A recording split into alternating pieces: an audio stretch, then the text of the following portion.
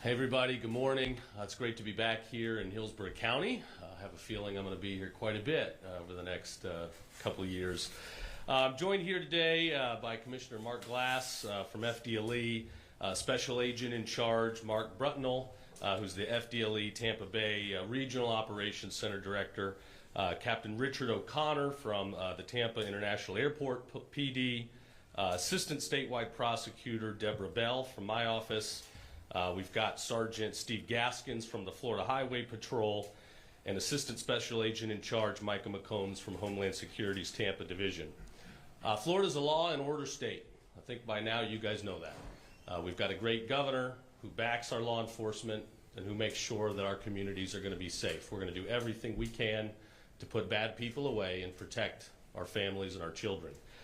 Today's announcement is another such example of that. Today we're here to announce the arrests of 6 people that have been involved in a very large theft ring of rental vehicles. All 6 of these individuals are non-U.S. citizens. 5 of them have already been arrested and 1 of them is at large, but if I know anything about these guys, they're going to hunt them down. Today's announcement also reflects why we are such a good law and order state. You have various agencies here, many agencies, all working together with one common mission: to protect you, the people of Florida.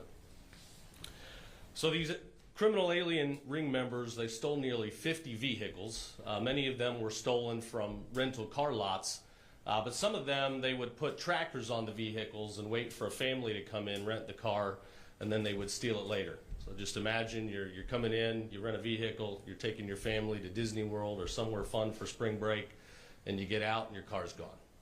It's not going to happen in Florida, not in this state. So we're going to fight these guys. We're going to make sure that they are held accountable for their actions, and we're going to continue to be a law and order state. So I want to thank these guys for what they're doing here. There are a lot of states out there, a lot of jurisdictions that would provide sanctuary for these people, that would not detain them, would not convict them, would not hold them accountable. We are not that state. We're going to ensure rule of law, and we're going to get bad people off the street. So I want to thank all these partners here. I want to thank our Office of Statewide Prosecution for zealously going after criminals. I want to thank the federal government under the Trump administration for picking these guys up and working with us to make sure they get back where they belong. But it's not going to be running free in our communities. So with that, I'll turn it over to Commissioner Mark Glass from the Florida Department of Law Enforcement. Thank you, sir. Appreciate it. Well, first off, I just want to say today is a textbook example of law enforcement collaboration at its finest. As you heard the Attorney General says, we work together. We check our egos at the door. There's not one agency that can do it all. And that's what keeps you safe in the state of Florida. We are a law and order state, as you've been told numerous times over and over again, and we believe it, and we live it, and that's how we work. So I'm not going to belay my talking now because I want you to understand what the concept of this case was from Sac Brutnell. But I do want to tell you that this went back as far as June of 2022. And why I'm telling you that is because it shows the tenacity of every person you see up here, that we will continue to hunt you down and figure your scam out and go after you and get you no matter where you're at. Understand that. So the one we're still looking for, we will find you. I promise you, we will find you. And the men and women that work hard on this, and with the Attorney General's Office of Statewide Prosecution, who are tenacious at prosecuting, we love you. Thank you so much for what you do for our great state. But without further ado, I'm going to introduce Special Agent in Charge, Mark Brutnell. And Mark Brutnell's team here in the Tampa Bay region is one of the finest in FDLE. And you know we do a lot of press conferences here over a myriad of things. But showing how this group worked and getting into a RICO type of state here of racketeering, of what they did, in watching these investigators and troopers and prosecutors go after them, and with the help of our local partners, we couldn't have done it without them. So without further ado, I'm going to turn it over to Mark Brutnell. Thank you, Commissioner. Thank you, Mr. Attorney General. We're going to hold you to that. I promise you, my team is very excited about you coming back several times for good cases. So I'm going to kind of get into the nuts and bolts of this investigation, but let me first say It's complete collaboration, as the Commissioner alluded to, between FHP, TIAPD, HSI, Hillsborough County Sheriff's Office, FDLE, especially FHP. Good partners for us with state law enforcement. So this group, it's 6 individuals that we know of right now. We still have further investigations to go. Started in the Fort Myers area back in 2022. They saw a big rash of rental vehicles being stolen from airports in their area down there. They identified 3 of those suspects, which all had Tampa residences up here in Tampa. So Fort Myers kicked the case up to us here in Tampa, and we started our investigation with the help of FHP and the partners that you see here today. Immediately we realized these guys were good. They were very good. So they had 3 methods, if you want to say, of stealing the cars. Option 1 for them, method 1, was just strictly brazen. They'd go to the airport, they'd rent the car, they'd drive it right out the door. They would take big, heavy blankets, put the blankets on top of the tire spikes, off they'd go with the car. So after a while, they thought that might not be too smooth, they're gonna get caught. They changed their tactics. Like any good organization, they change their tactics, they evolve. Like us, we change ours too, and we evolve. Then they would rent cars, and they would clone the key to the car, which is pretty easy to do, unfortunately. So they had a cloned key to the car, and we leveraged technology in law enforcement, and so did the bad guys. So these guys leveraged technology as well. They would place Apple AirTags in these cars, return the car with a cloned key in their pocket, and they'd wait for a week or 2. They'd know where the car was. They'd go see the car at a restaurant or a hotel or someone's driveway or an establishment, and they'd steal the car. Third option for them was, after they were doing that a lot, they thought, why don't we try this Turo thing? So they would pay runners a nominal fee to go rent a car from Turo, rent the car, take it home, again, clone the key.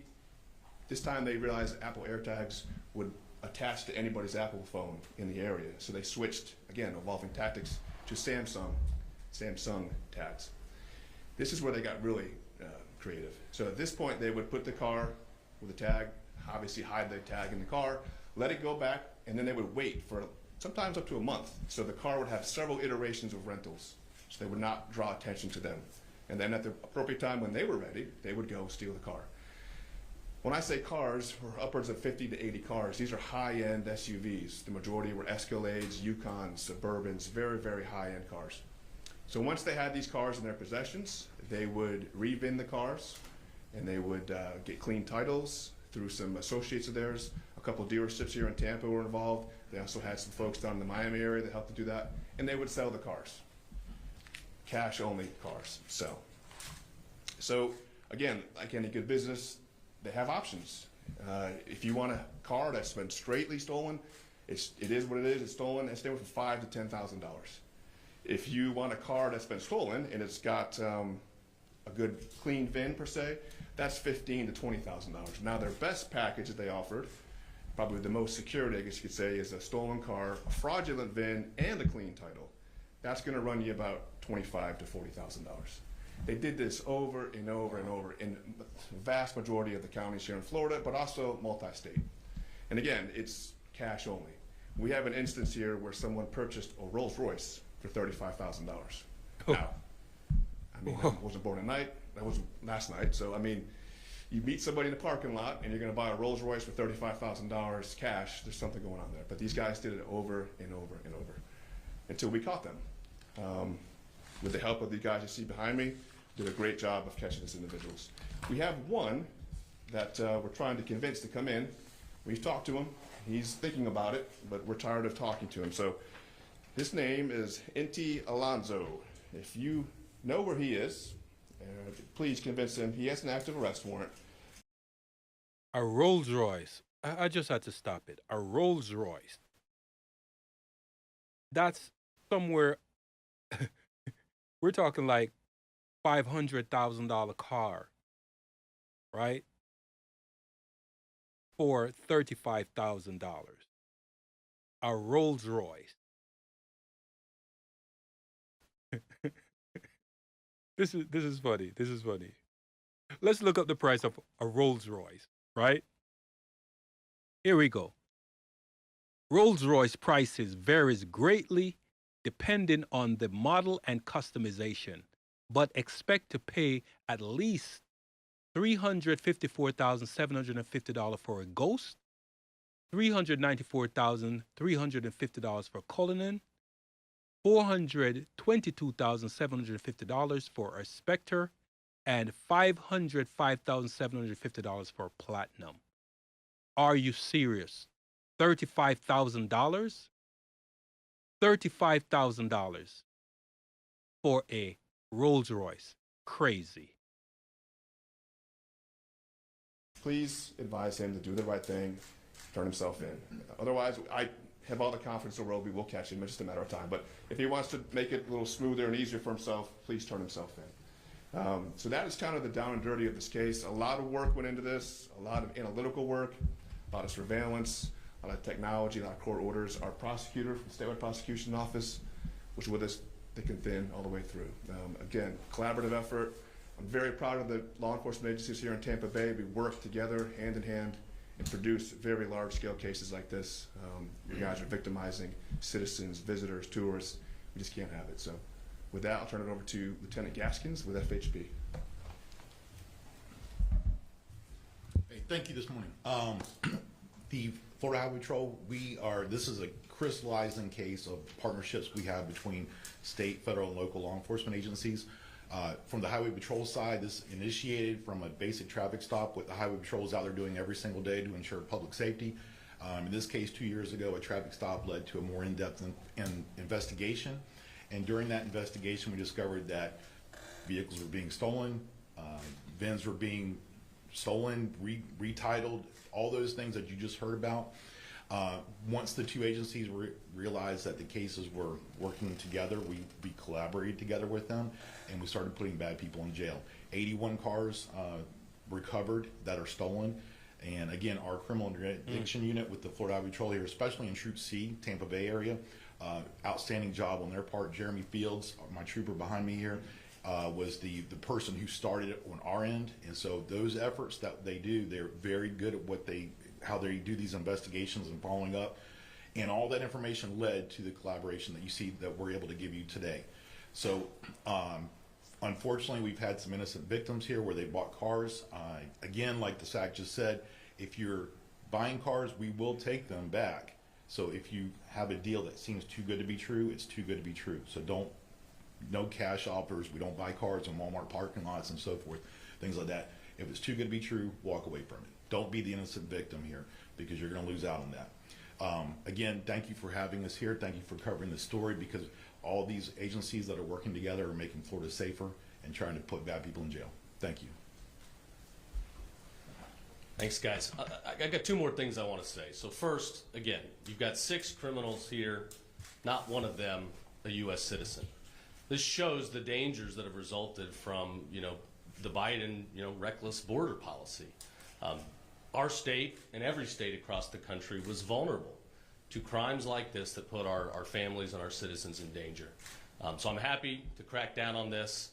I love working with these guys. It's what makes this job so fun.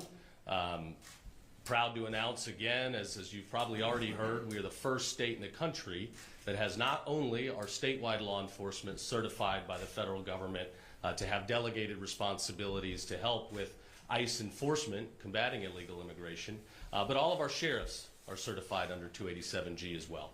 So we're going to continue working together, and we're going to address this problem.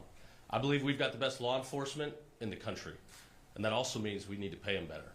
So I'm glad our governor in his proposed budget called for big pay raises for our statewide law enforcement. We've got a great state legislature. They've made key investments to prepare our state for future generations and leave it better than we found it. And I hope they'll come through for our state law enforcement as well. So with that, I'll take any questions. Commissioner, I'm not sure if you have any time for more details in the case, but I just wanted to ask, A, how much money overall was taken in by this group, and then what happened to the cash itself? Did they launder it? Did they keep it? Did you recover? I'm sorry, special agent. I'm sorry. That's a good question.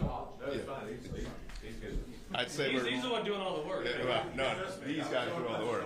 Yeah, I just approve timesheets. I would say that there were upwards of $1 million at least. And the cash, that's a good question. I've asked my guys, where's the cash? We can't find it. So I don't know, maybe just living a lifestyle, but yeah, that's a good question. We don't know where the money went. But we'll still obviously have an active investigation going. We're still looking at some things, some bank records and putting things together. And when you say dealerships were involved, can you just characterize whether these are like big dealerships? No, they're not that big, but that's where FHP comes in. They're the ones that helped us locate those. And what were the dealerships doing exactly? They were helping this organization with some fraudulent VINs. So they were like documenting. Yes. And FHP has a great unit that does only that, and without their help, we would not be here today. And were these dealerships in Tampa and city? Yeah, in Hillsborough County. Yeah. And do these buyers know what they're getting into? I mean, if you're buying a Rolls Royce for $35,000, don't you know maybe something's a little bit suspicious? Are they going to be held accountable for being involved in something that may seem sketchy? Well, I would echo what the lieutenant said for FHP. If it's too good to be true, it's too good to be true. Some of these folks, yes, were innocent victims, but some, I'm sure they had an idea. If you're, to his point, you're meeting somebody in a parking lot of Walmart to buy a brand new GMC Yukon for $20,000 in cash. There's something not right there. What's the next step in this process for these 5 men that are currently arrested? What does that process look like here on out? Well, so there's 3 in Hillsborough County. I think 2 are in Pasco. The court process begins now. So they have a right to the court process. Once we get the 6th guy in custody, he'll have the same right. 1 is in Texas. I'm sure he'll be extradited back to Florida to be held accountable for his actions. And we're continuing the investigation. I'm still looking at other associates as well. Attorney General, I wanted to ask about the citizen aspect of this. You know, not being a citizen is different than being here illegally. Can you say whether there are people who are actually here without proper documentation, or are they just not citizens of the country? Yeah, an initial review indicates it's probably a case of both with some of these individuals. We defer to Homeland Security and their database as to what the actual documented status is, so I don't want to comment on that prematurely, but it does seem like you've got a case of both. Some of them are undocumented and some of them are citizens, not citizens, but here legally. Correct. Can you say how many of which? Not at this time, not yet. Anybody else? Airport police, I mean, were the cars being taken from the airport rental lots? Is that why you're here? And Yes. basically, Yes. yeah. Is there any indication that there were also personal cars as well? I mean, we're heavily focused on rental, but personal cars are probably easier to steal, I would assume. Yes, there was, the majority were rental cars, but there was some personal ones, but the vast majority were rentals for this group. And how many of the cars did you recover? 81. You definitely got 80. Yes, sir. Okay, thanks everybody. 81. 81 cars recovered. Wow. They're terrorizing the rental car companies. Wow.